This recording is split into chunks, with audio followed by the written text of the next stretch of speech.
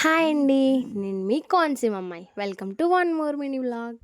మేమైతే ఈరోజు గుండేపల్లి సత్యం తల్లి టెంపుల్కి వెళ్తున్నాం. మా ఇంటి దగ్గర ఆడవాళ్ళందరూ ప్లాన్ చేసుకుని ఈరోజు పెట్టుకున్నారు. మేము వెళ్ళగానే ఫస్ట్ దర్శనం చేసుకోవడానికి వెళ్ళాం.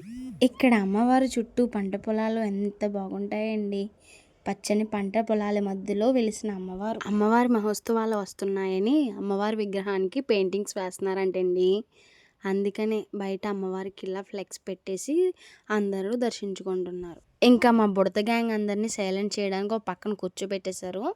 ఒక పక్కన మా అమ్మ వాళ్ళు నైవేద్యం పెట్టడం కోసం అమ్మవారికి పునుకులు వేస్తున్నారు. ఇంకో పక్కన బిర్యానీకి కావాల్సిన వెజిటేబుల్స్ అన్ని కోస్తున్నారు. అందరూ కలిపి ఇలా వండితే భలే ఎంజాయ్గా ఉంటుంది కదా. బిర్యానీ కూడా రెడీ చేసేస్తున్నారు.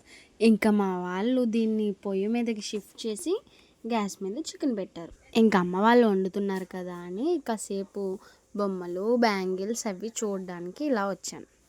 అవే కాదండోయ్, ఇక్కడ అమ్మవారికి కట్టిన చీరలని వేలం పాటలు కూడా పెడతారు.